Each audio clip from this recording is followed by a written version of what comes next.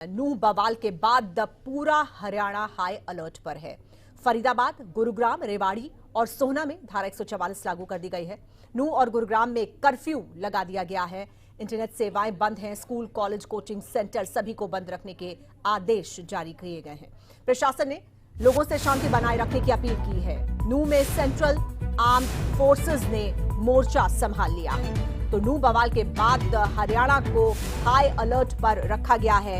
फरीदाबाद, गुरुग्राम, रेवाड़ी और सोहना में धारा 144 लागू कर दी गई है। नूह और गुरुग्राम में कर्फ्यू लगा दिया गया है। इंटरनेट सेवाएं बंद कर दी गई हैं। वहीं स्कूल, कॉलेज, कोचिंग सेंटर्स को बंद रखने के आदेश जारी किए गए हैं। प्रशासन की तरफ से लोगों से लगातार यह अपील की जा रही है कि पूरी तरह से शांति व्यवस्था बनाए रखें, भाईचारा बनाए रखें, कानून व्यवस्था को कायम रखने में मदद करें।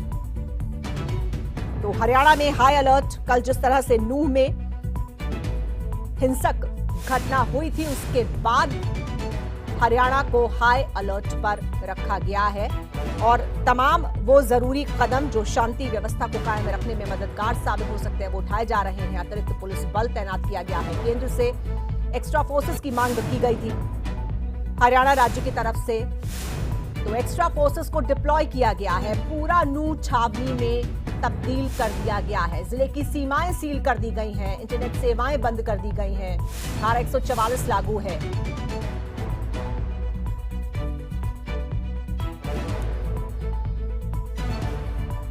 स्कूल, कॉलेज, कोचिंग सेंटर सभी बंद रखने के आदेश दिए गए हैं। और जिन जिन इलाकों में इस हिंसा का असर हो सकता है, उन इलाकों को संवेदनशील की श्रेणी में रखा गया है और वहां भी पुलिस की एक्स्ट्रा फोर्सेस डिप्लॉय की गई है। तो नूह की सीमाएं सील कर दी गई हैं। दोनों समुदायों के बीच में कल एक बैठक हुई थी और कोशिश है आज एक राउंड की बैठक के बाद कोई बीच का रास्ता निकालने की। चलेंगे अपने संवाददाता, रेवाड़ी संवाददाता नवीन शर्मा के पास और ज्यादा जानकारी के लिए। रेवाड़ी में क्या हालात है नवीन? जी बिल्कुल, देखिए जिस तरीके से नूह में कल हिंसा भड़की और हिंसा भड़कने के बाद पथराव होने के बाद गाड़ियों में आगजनी कर दी गई।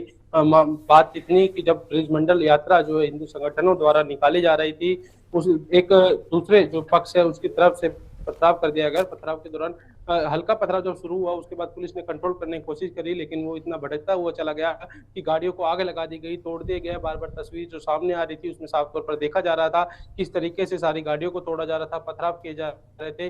पुलिस कंट्रोल नहीं कर पा रही थी, जिसको लेकर के और अन्य जिलों से भी पुलिस फोर्स बुलाई गई थी। रेवाड़ी से भी अगर बात करें तो रेवाड़ी से भी करीबन 150 के आसपास पुलिस के जवान नूह के भेजे गए थे और वहीं पलवल, फरीदाबाद, गुड़गांव हर जिले से कुछ फोर्स जो है वहां पर बुलाई गई थी। लेकिन स्थिति जब शाम तक कंट्रोल में नहीं आई, उसके बाद एक्स्ट्रा पैरामिलिट्री फोर्स जो है वहां पर बुलाई गई और रात से पैरामिलिट्री फोर्स ने पूरे नूह को छावनी में बदल दिया है। और अगर रेवाड़ी जिले की बात करें तो रेवाड़ी जिले से भी भारी मात्रा में ब्रिजमंडल यात्रा में शामिल होने के लिए कार्यकर्ता गए हुए थे, हिंदू संगठन के लोग गए हुए थे, जिनमें से एक बस रेवाड़ी में रात को वापस लौटी थी, जिनमें 9 लोग घायल भी थे और घायलों के ज्यादा चोट आ रही थी और तस्वीरें खुद बयां कर रही थी। वहां क्या दास्ता रही होगी, वहां का दर्द खुद तस्वीरें बयां कर रही थी। और अब अगर बीती रात की और बात करें तो देर रात 3 लोग और आए थे, जिनको अभी तक जो सूचना मिल पाई है उसमें यह है कि उनकी गोली लगी हुई थी, उन्हें रोहतक रेफर कर दिया गया, लेकिन आधिकारिक पुष्टि इसमें अभी नहीं की गई है। लेकिन जितनी अभी तक सूचना मिली है उसके अनुसार उनके गोली लगी हुई थी। अब रेवाड़ी में भी संवेदनशीलता देखते हुए, हालातों को देखते हुए धारा 144 जो है जिला प्रशासन की तरफ से लगा दी गई है। वहीं आपको बता दें कि रेवाड़ी जिले के अंदर जो 12 थाने पड़ते हैं, 12 थानों पर के अंतर्गत भी हर एक थाने के हिसाब से पूरे 11 जो है ड्यूटी मजिस्ट्रेट नियुक्त कर दिए गए हैं, ताकि किसी भी कंडीशन से रेवाड़ी में जो हालात है वो खराब ना हो सके, उसे कंट्रोल में रखा जा सके। बार बार सूर्य समाचार भी ये अपील कर रहा है कि भाईचारा बनाए रखे, शांति बनाए रखे, कायम रखे, और इसी तरीके से बार बार ये अपील की जा रही है। जी, यहाँ के स्कूल, कॉलेज क्या खुले हुए हैं? उनको लेकर किसी प्रकार के कोई आदेश प्रशासन की तरफ से, और यहाँ की इंटरनेट सेवाओं को लेकर कोई आदेश?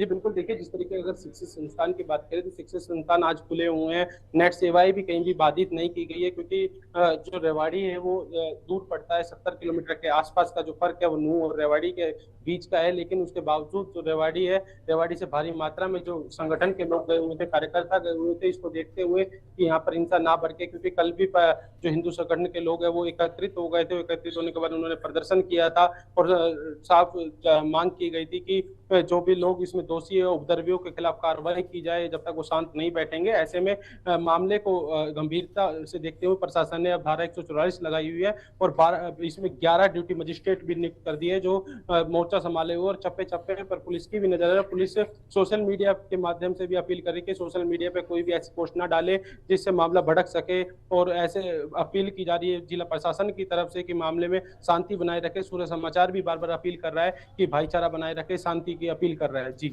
नवीन, जो लोग यहाँ से गए थे ब्रजमंडल यात्रा में शामिल होने के लिए, आपने बताया कि उनमें से भी बहुत से लोग घायल हुए हैं जो वापस आए हैं। कितने लोग कुल घायल हैं और उनका इलाज कहाँ हो रहा है?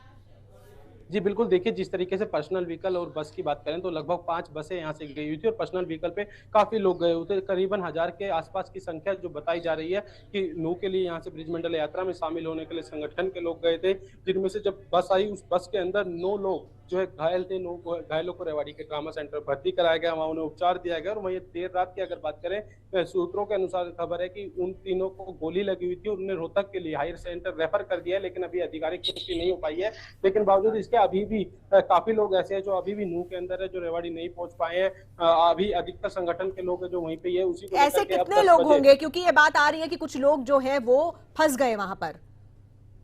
जी बिल्कुल, देखिए जिस तरीके से अभी जब हमारी संगठन के लोगों से बात हुई तो 300 से 400 के करीब जो लोग बताए जा रहे हैं कल मंदिर में ही फंसे हुए थे, जो रात को रेस्क्यू वहां पे किया गया। उस मंदिर से भी रेवाड़ी के लोग, उसमें महिलाएं और पुरुष भी शामिल थे, उन्हें भी निकाला गया है। अब देखना होगा कि कब तक ये शांति होगी, कब तक इसमें फैसला आता है, क्योंकि अभी दूसरी बैठक जो है दोनों समुदाय के बीच में होनी है, उसमें क्या कुछ फैसला निकल कर आएगा। लेकिन बार बार प्रशासन की तरफ से, सरकार की तरफ से और सूर्य समाचार की तरफ से ये अपील की जा रही है कि भाईचारा बनाए रखे, शांति बनाए रखे, किसी भी तरीके से जो उपद्रव वो ना फैलाए। बिल्कुल नवीन, और ऐसे में अक्सर जब कोई ऐसी स्थिति बनती है तो जो असामाजिक तत्व होते हैं, शरारती तत्व होते हैं, वो ऐसी स्थिति का फायदा उठाने की कोशिश करते हैं। तो ऐसे में असामाजिक तत्वों की तरफ से किसी तरह से कोई फिजा न बिगाड़ी जाए, उसके लिए क्या कुछ किया जा रहा है एहतियात?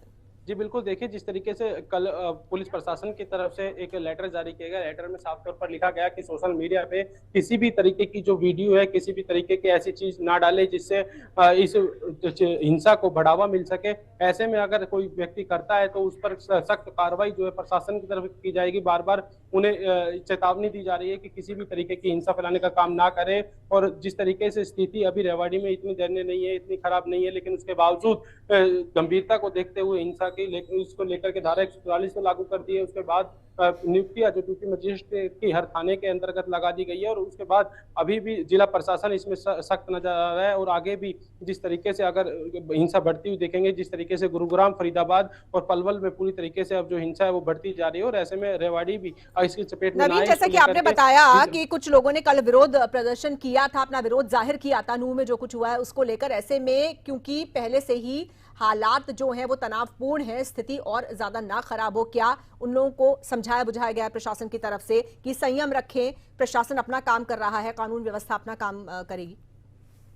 जी बिल्कुल, देखिए जिस तरीके से हिंदू संगठनों ने कल एकत्रित होकर के शाम को सरकार के खिलाफ नारेबाजी की और मिनी पाकिस्तान तक का दर्जा नूह को देते हुए नजर आए। जब नारे उन्होंने लगाए कि उसे ध्वस्त किया जाए, जिस तरीके से यूपी के अंदर योगी सरकार कर रही है, उपद्रवियों के घर तोड़ रही है, इसी तरीके की मांग जो है हरियाणा में भी की जा रही है कि जो उपद्रवी है उनके घरों को ध्वस्त कर दिया जाए, उनकी दुकानों को ध्वस्त कर दिया जाए। और तो उनका साफ तौर पर आज वो डीसी और एसपी से भी मिलने वाले हैं। 10 बजे का समय उन्होंने रखा था, हिंदू संगठन के लोग एकत्रित होकर के मिलेंगे। अब देखना होगा, क्योंकि धारा 144 जो है प्रशासन की तरफ से लगा दी गई है, और ऐसे में अगर संगठन एक होता है तो धारा तो 144 का भी उल्लंघन होता है। अब आगे देखते हैं कि किस तरीके से क्या कुछ होता है, लेकिन सबसे बड़ी बात कि अभी इस मामले की गंभीरता को देखते हुए हमारी भी यही अपील रहेगी दर्शकों से कि शांति बनाए रखे, संयम बनाए रखे, और सोशल मीडिया पे भी बिल्कुल भी ऐसी जो तस्वीरें हैं वो शेयर ना करें जिससे हिंसा भड़कने का काम हो। जी। बिल्कुल नवीन, इसी बीच हम अपने नू संवाददाता अनिल मोहनिया का रुख करेंगे। अनिल, हमारे संवाददाता जो बता दें कि कल वो भी इस ब्रजमंडल यात्रा को कवर कर रहे थे, उनकी गाड़ी को भी क्षतिग्रस्त किया गया। अनिल भी किसी तरह से बाल बाल बचे हैं इस हमले में। अनिल, आपसे हम अभी ताजा स्थिति जानना चाहेंगे नू की क्या है, किस हद तक स्थिति सामान्य की ओर बढ़ी है? बिल्कुल, स्थिति सामान्य की बात करें, अभी जो यहाँ पर रैपिड एक्शन फोर्स है वो तैनात कर दी गई है। तकरीबन 20 के करीब यहाँ पर गाड़ी है रैपिड एक्शन फोर्स की, वो गाड़ियाँ यहाँ पर लगा दी गई है। नूह कस्बे की हम बात करें जहाँ पर ये सारा दंगा हुआ था, और इसके अलावा जो गाड़ियाँ हैं, जिन गाड़ियों को आग के हवाले किया गया था, उन गाड़ियों को वहाँ से अब हटाया जा रहा है। ट्रेन के माध्यम से अन्य जो भी साधन है उनको वहाँ से हटाया जा रहा है। और मामले की बात करें, पूरा मामला अभी भी तनावपूर्ण बना हुआ है, क्योंकि लोग सहमे हुए, डर के वजह से लोग सहमे हुए घरों से बाहर नहीं निकल पा रहे हैं। जी बिल्कुल, लेकिन पुलिस प्रशासन की तरफ से पूरी ये कोशिश है कि लोगों को भरोसा दिया जाए कि दोबारा से कल जैसे हालात नहीं उत्पन्न होंगे, और यही वजह है कि जो केंद्र से भी एक्स्ट्रा फोर्सेस मंगाकर यहाँ पर डिप्लॉय की गई हैं। कुछ लोग वहां पर फंसे भी हुए हैं, ऐसी जानकारी निकल कर आई है। तो कितने लोग वहां पर फंसे हुए हैं, कहां पर हैं, और उनको वापस जहां जहां से वो आए हैं उनको भेजने की क्या कोई व्यवस्था कर रहा है प्रशासन? बिल्कुल, जो लोग कल फंसे हुए थे, 3000 से अधिक लोग थे, उनको वहां से निकाल लिया गया है। निकालने के बाद उनको रेस्क्यू किया गया है, क्योंकि देर शाम जैसे ही मिलिट्री यहाँ पर पहुंचती है, मिलिट्री आने के बाद उन लोगों को निकाला जाता है, रेस्क्यू किया जाता है और उनको एक सुरक्षित स्थानों पर भेज दिया जाता है।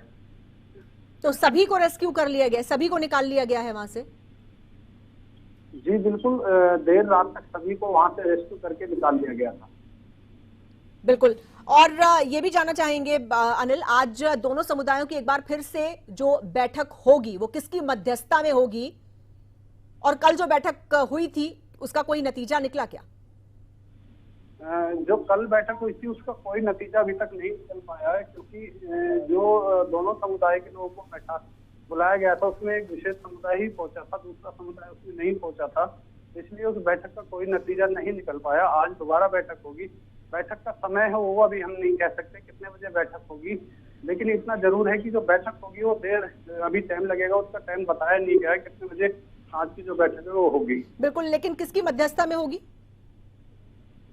नूह उपायुक्त हैं, उनके साथ एसपी जो मेवात जिनको नरेंद्र मिंजरानिया जिनको अब यहाँ पर लगाया गया वो बैठक में मौजूद होंगे। इसके अलावा जिले के आला अधिकारी हैं वो बैठक में मौजूद रहेंगे, दोनों समुदाय के जो लोग हैं वो बैठक में मौजूद रहेंगे। अनिल, आपने इससे पहले ये बताया था कि वहां पर क्योंकि धारा 144 लागू है, ऐसे में कुछ जरूरी सामान की किल्लत भी सामने आ रही है। तो किन किन चीजों की सप्लाई प्रभावित हुई है? रोजमर्रा का जीवन, जाहिर है धारा 144 है तो कुछ हद तक प्रभावित होगा, लेकिन किन किन चीजों की ज्यादा किल्लत है, कहां पर जनजीवन जो है वो ज्यादा प्रभावित नजर आ रहा है?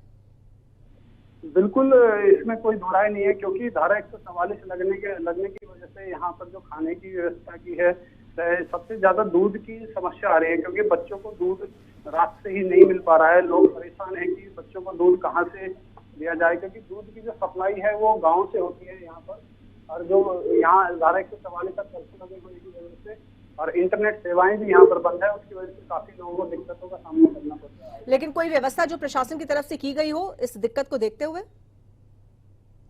अभी इस बारे में कह सकते हैं कि प्रशासन की तरफ से कोई भी व्यवस्था नहीं हुई है।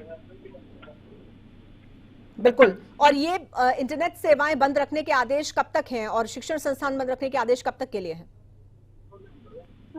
इंटरनेट सेवाएं बंद करने के आदेश 2 दिन तक के लिए जारी किए गए। कल से आज तक इंटरनेट की जो सेवाएं वो बंद कर दी गई हैं, जिसकी वजह से जो इंटरनेट, क्योंकि इंटरनेट की वजह से ही वीडियो वायरल हो रहे थे तो दंगे ज्यादा बढ़ा गए थे, उसको लेके यहाँ पर जो इंटरनेट की सेवाएं बंद कर दी गई है। इसके अलावा जो लगते हुए जिले हैं वहाँ पर भी इंटरनेट की सेवाएं बंद की हुई है। बिल्कुल अनिल, ऐसे में पुलिस और प्रशासन की जो प्राथमिकता है वो ये कि फिर से स्थिति खराब ना हो, शांति बहाली रहे, कानून व्यवस्था कायम रहे, लेकिन इसके बाद जो बारी आती है वो है एक्शन की, कार्रवाई की। क्या उस ओर अभी ध्यान है, अभी उस तरफ कोई पहल की जा रही है? क्योंकि मुख्यमंत्री ने खुद ये भरोसा दिया है कि जो भी दोषी होंगे उनको बख्शा नहीं जाएगा, उन पर सख्त से सख्त कार्रवाई होगी। बिल्कुल, गृह मंत्री ने भी यही बयान दिया है। देर शाम जब मीटिंग हुई थी उसके बाद बयान आता है कि गृह मंत्री का भी यही बयान आता है कि जो भी जिन्होंने इस तरीके की घटनाओं को अंजाम दिया उन लोगों की पहचान की जाएगी और उन लोगों को बख्शा नहीं जाएगा। और जिला प्रशासन भी इसी बात को कह रहा है कि जिन लोगों ने ये दंगा फैलाया है उन लोगों के खिलाफ सख्त से सख्त कार्रवाई की जाएगी। बिल्कुल, आप बने रहिएगा हमारे साथ। इसी बीच हमारे एसोसिएट एडिटर राज ठाकुर जुड़ गए हैं। आपको बता दें कि 4 जिलों में अलर्ट जारी किया गया है, हाई अलर्ट है। जो स्थिति कल नूह में बनी उसके बाद से तो कुछ जगह, कुछ इलाके जिनको संवेदनशील माना जा रहा है और पुलिस पूरी तरह से वहां पर मुस्तैद है। चलते हैं चंडीगढ़ अपने संवाददाता माफ कीजिएगा एसोसिएट एडिटर राज ठाकुर के पास। राज, आपसे हम जानना चाहेंगे कि जो उपद्रव की आग कल नूह से शुरू हुई, हरियाणा के कई इलाकों में वो फैलती चली गई और ऐसे में क्या सड़क और क्या राजनीतिक गलियारे, फिलहाल सबकी एक ही कोशिश कि अमन चैन कायम हो। लेकिन मेरा एक सवाल यह है कि मौके पर पुलिस प्रशासन वहां मौजूद था, फिर हालात बेकाबू कैसे हुए? क्या क्योंकि जिम्मेदारी तय होगी, पहले शांति व्यवस्था कायम हो जाए उसके बाद एक्शन की बारी भी आएगी, लेकिन उसमें भी देर नहीं की जा सकती है। तो सबसे बड़ा सवाल यह है, क्योंकि ये कहा जा रहा है कि ये पुलिस का फेलियर था, क्या पुलिस फोर्सेस काफी नहीं थी वहां पर या उनको इस बात का अंदेशा नहीं था कि स्थिति इस तरह से बिगड़ जाएगी? बिल्कुल, देखिए हम चंडीगढ़ में इस वक्त है और चंडीगढ़ से तमाम हालात पर लगातार नज़र बनाए हुए हैं क्योंकि राजधानी है हरियाणा की और यहाँ से बहुत सी चीज़ें इंप्लीमेंट की जा रही है। अगर आप कल के पूरे दिन को देखेंगे अजीता, तो कल भी 3 पैरामिलिट्री फोर्सेस को वहाँ पर भेजने की बात की गई थी, 3 कंपनियों को भेजने की बात वहाँ पर की गई थी और अब ये संख्या 20 पर जाकर रुक चुकी है। 20 कंपनियाँ जो है वो नूह के लिए दी गई है और तमाम इलाकों को पूरे तरीके से सुरक्षित करने के लिए जो कंपनियाँ हैं उन्हें डिप्यूट वहां पर किया गया है और नूह को कोशिश की जा रही है कि एक किले में तब्दील कर दिया जाए, कोई भी अंदर ना जा पाए, कोई बाहर ना जा पाए और किसी भी तरीके से उपद्रव और ज्यादा ना फैले। अब अगर मैं आपके सवाल पर आऊं कि क्या उस वक्त में जब ये उपद्रव फैला, जब ये हिंसक झड़प शुरू हुई, उस वक्त क्या वहां पर पुलिस फोर्स कम थी, तो इसका जवाब हाँ रहेगा क्योंकि हमारे संवाददाता अनिल मोहनिया जो अभी आपके साथ कनेक्टेड भी थे, उनका पूरा वृत्तांत अगर आप सुनेंगे तो वहां से भी ये क्लियर होता है कि कैसे उनकी गाड़ी को आग के हवाले कर दिया गया और 1000 की भीड़ सामने से आती है और आप देखेंगे कि 40 से 50 पुलिसकर्मी महज वहां पर थे और वो पुलिसकर्मी भी अपनी जान बचाते हुए वहां से भागते दिखते हैं। तकरीबन 6 से 7 किलोमीटर पुलिस के जवान और पत्रकार वहां से भागते हैं, अपनी जान बचाते हैं। तो ये कहा जा सकता है कि जो उपद्रवी थे, जो ये हिंसा फैलाने की कोशिश कर रहे थे, जो माहौल को बिगाड़ने की कोशिश कर रहे थे, उन लोगों ने बाकायदा पीछा किया पुलिस का भी और साथ ही साथ आम जनता का भी और मीडिया कर्मियों का भी, जो सिर्फ वहां पर हकीकत दिखाने के लिए पहुंचे थे। अब इस बात से सहज ही अंदाजा लगाया जा सकता है कि स्थिति कितनी ज्यादा विकराल कल थी। आज बेहतरी की तरफ नूह जरूर बढ़ रहा है, लेकिन रात में हमने देखा कि बहुत सी जगहों पर धार्मिक स्थलों तक को निशाना बनाया गया और एक्शन का रिएक्शन इसे बहुत से लोग कहते हुए नजर आ रहे हैं। लेकिन किसी भी तरीके से ये कहा जा सकता है कि शांति अमन को कायम किया जाए, ये बहुत जरूरी है। मैं आपके दूसरे सवाल पर आता हूं, जो आपने पॉलिटिकल सिनेरियो की बात की, तो पॉलिटिकल सिनेरियो में मौजूदा वक्त में तो स्थिति स्पष्ट दिखती है कि हर कोई ये कह रहा है कि शांति बहाल होनी चाहिए। हालांकि अगर आप INLD की बात करेंगे, भाई चौटाला की बात करेंगे, तो उनकी तरफ से सीधे तौर पर सरकार को इसके लिए जिम्मेदार ठहराया गया और निशाना उनकी तरफ से सरकार पर साधा गया।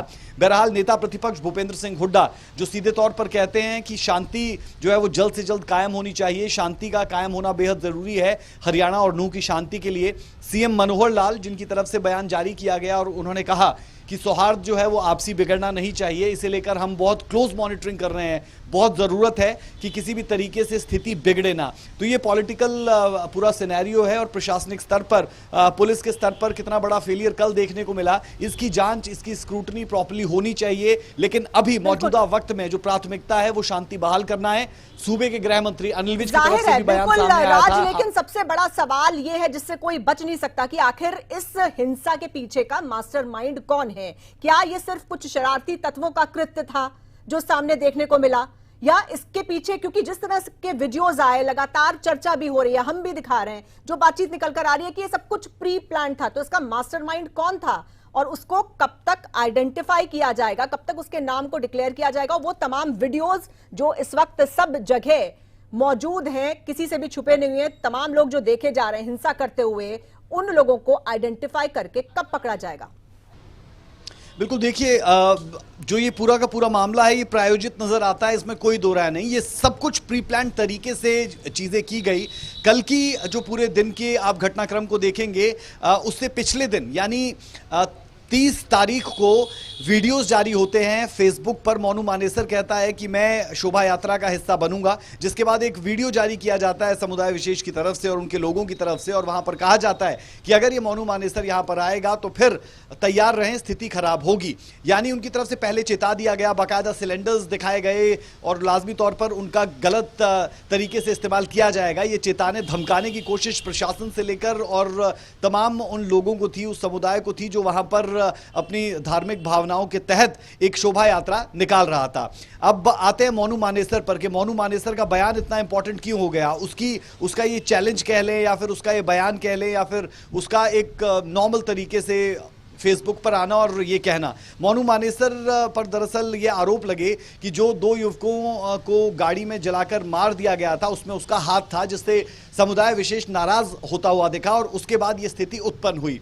और जिस तरीके से चीजें अनफोल्ड हुई कल पूरा दिन, वो वाकई में हैरान कर देने वाली थी। और सवाल सबसे बड़ा यही था कि इंटेलिजेंस का ये कंप्लीट फेलियर है, क्या इसे इंटेलिजेंस का फेलियर कहा जाएगा? तो जो स्थिति अभी दिखती है उसके हिसाब से जवाब हाँ हो सकता है, क्योंकि अब तक 3 लोगों की कुल यहां पर मौत हो चुकी है, जिसमें से 2 होमगार्ड के जवान हैं, एक आम नागरिक इसमें बताया जा रहा है, और साथ ही साथ 10 लोग ऐसे जो मेदांता अस्पताल गुरुग्राम में भर्ती है। तो आप अंदाजा लगाइए कि पुलिस कर्मियों को ज्यादा इसमें निशाना बना दिया गया और जो लोग भाग पाए वो बच गए, जो नहीं भाग पाए वो घायल हो गए या फिर उनकी जान चली गई। तो इस पूरे सिनेरियो को समझा जा सकता है कि कैसे नूंह से निकलकर आसपास के जो जिले, आप रेवाड़ी की बात कर लें, आप पलवल की बात कर लें, जो कम अफेक्टेड नजर आते हैं, लेकिन आप देखेंगे कि गुरुग्राम का सोहना बहुत ज़्यादा अफेक्टेड इससे हुआ।